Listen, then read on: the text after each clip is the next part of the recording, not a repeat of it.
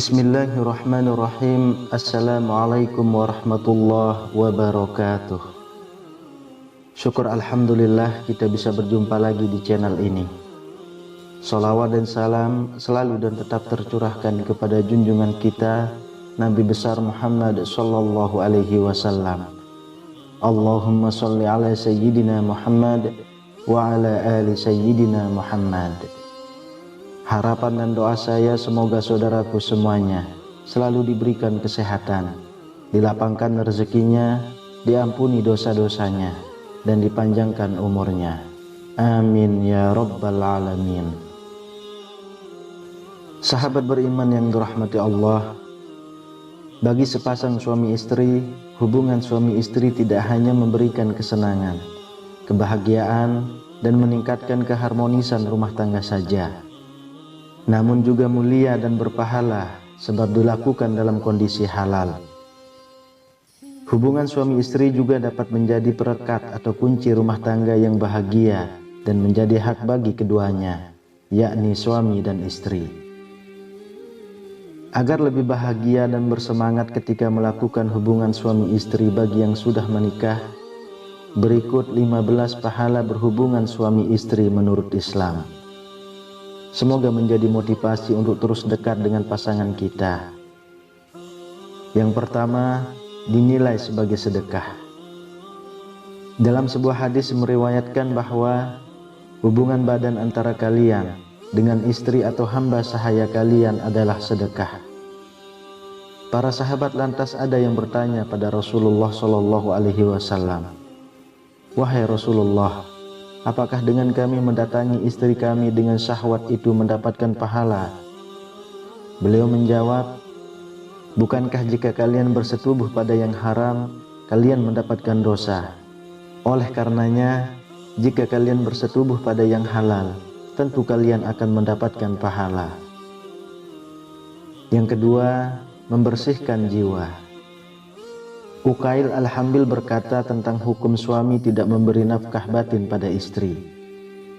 "Ketika aku terkunci, mentok pada suatu permasalahan ilmu, maka aku panggil istriku untuk berhubungan badan.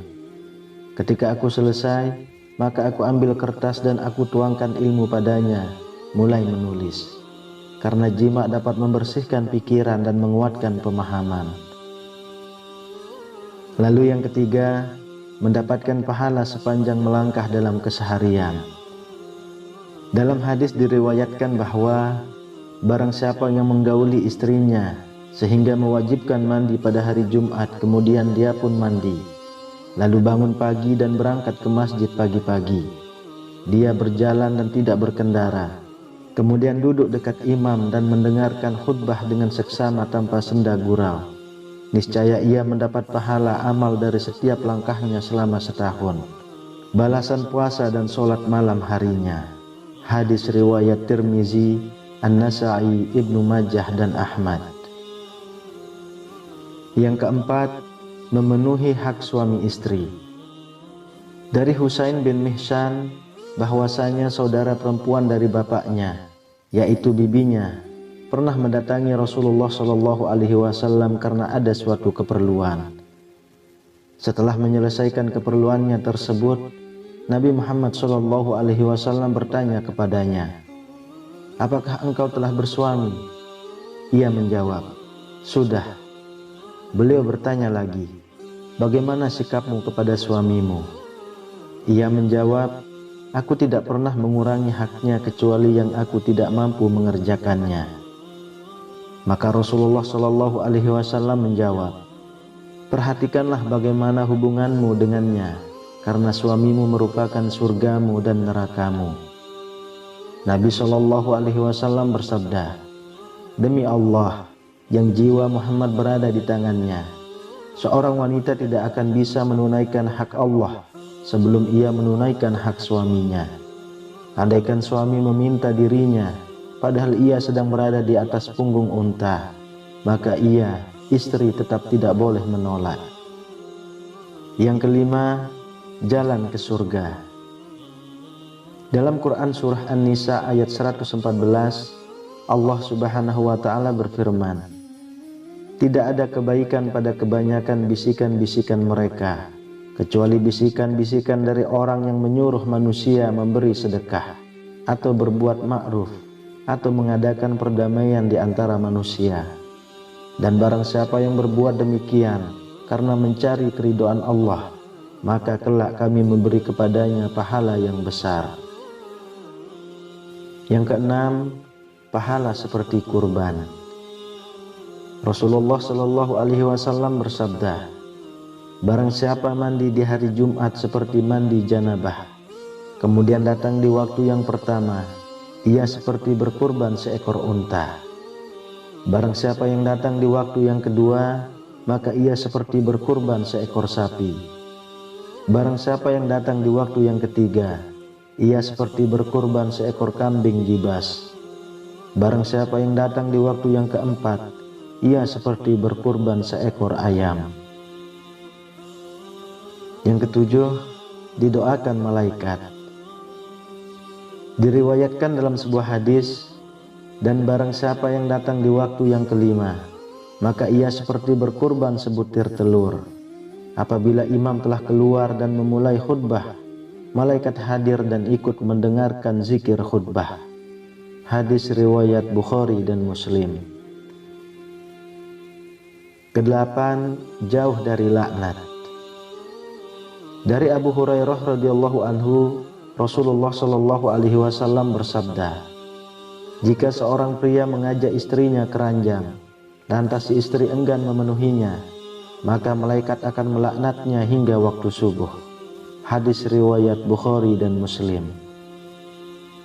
Yang kesembilan, membahagiakan diri dan hati. Diriwayatkan dalam sebuah hadis bahwa sesungguhnya wanita datang dalam rupa setan dan pergi dalam rupa setan.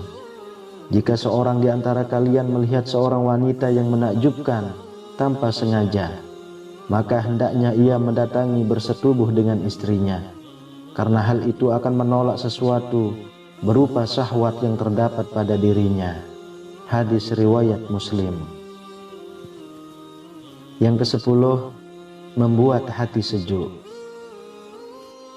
Dalam suatu hadis meriwayatkan, telah dijadikan kesenangan bagiku dari kehidupan dunia, istri, wewangian, dan dijadikannya penyejuk mata hatiku di dalam sholat.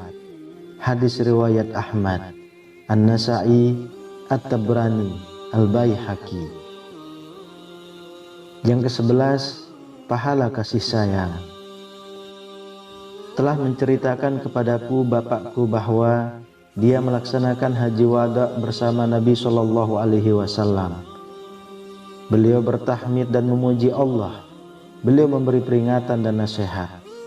Beliau menuturkan cerita dalam hadisnya, lantas bersabda, ketahuilah, berbuat baiklah terhadap wanita karena mereka adalah tawanan kalian. Kalian tidak berhak atas mereka lebih dari itu, kecuali jika mereka melakukan perbuatan keji yang nyata. Jika mereka melakukannya, jauhilah mereka di tempat tidur dan pukullah mereka dengan pukulan yang tidak menyakitkan. Jika mereka mentaatimu, maka janganlah kamu mencari-cari jalan untuk menyusahkannya. Ketahuilah, kalian memiliki hak atas istri kalian dan istri kalian memiliki hak atas kalian. Hak kalian atas istri kalian ialah dia tidak boleh memasukkan orang yang kalian benci ke tempat tidur kalian.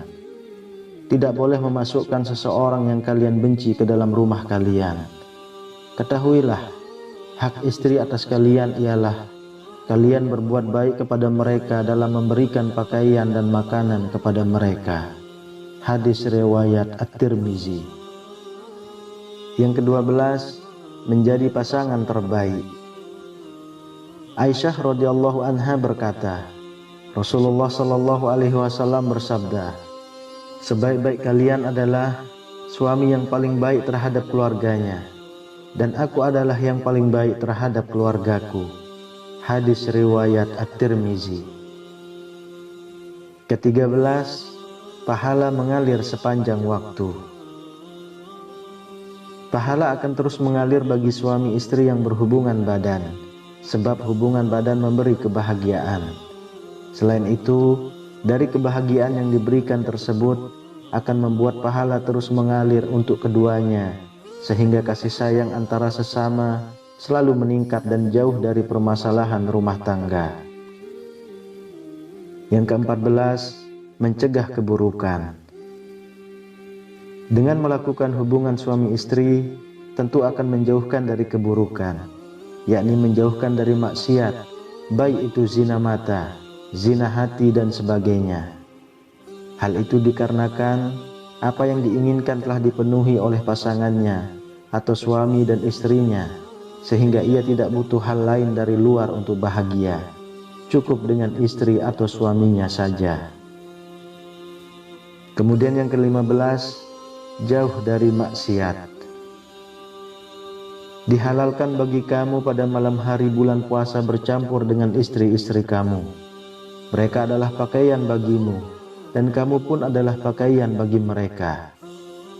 Allah mengetahui bahwasanya kamu tidak dapat menahan nafsumu. Karena itu Allah mengampuni kamu dan memberi maaf kepadamu. Maka sekarang campurilah mereka dan ikutilah apa yang telah ditetapkan Allah untukmu.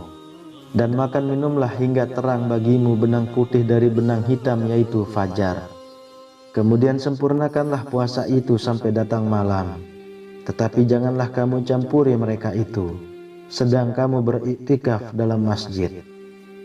Itulah larangan Allah, maka janganlah kamu mendekatinya. Demikianlah Allah menerangkan ayat-ayatnya kepada manusia supaya mereka bertakwa. Quran Surah Al-Baqarah ayat 187.